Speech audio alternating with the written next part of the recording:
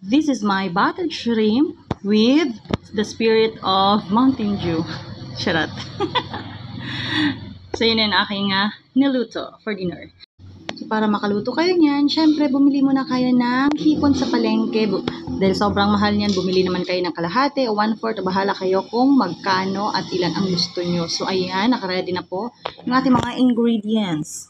So magpainit na po tayo ng kawali, ng kaha at kung ano-ano pa. So ayan po, maglalagay tayo ng ating butter pa lang pala.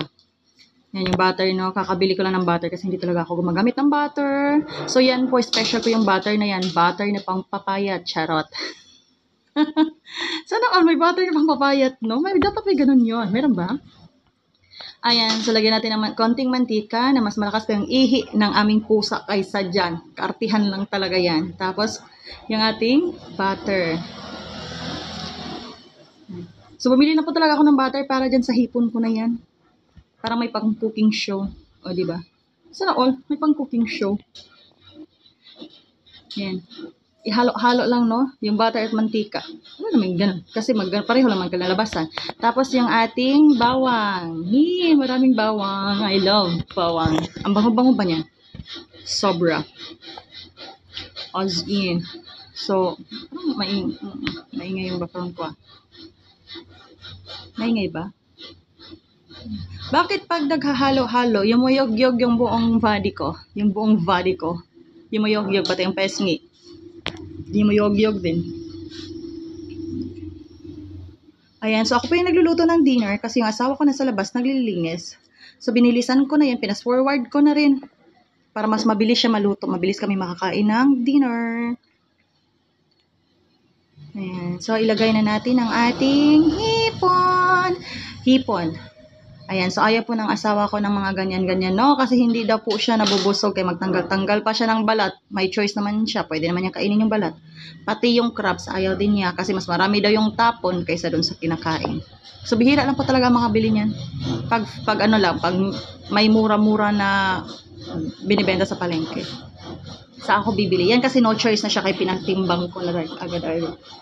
And then, ayan. So, lagyan na natin ng asin, ng magic. Lagyan natin ng asin, timplahan natin. O, di ba? Kaartihan lang talaga yung mga ganyan-ganyan ko. Para social. Lakas makastitik. And then, paminta. Yung paminta ko na ikot-ikot, oy, pandurog, nasira na, oy. So, dapat dukdukin na siya ng martilyo. Sharo. Mas gusto ko kasi yung buo-buo na paminta, tapos dinudurog kasi yung aroma niya talaga very strong.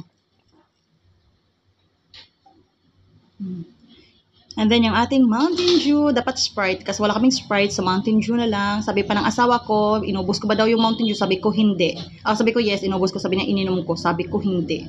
Hindi ako uminom. Yan pala may ebidensya. Makita niya to. Makita niya yon.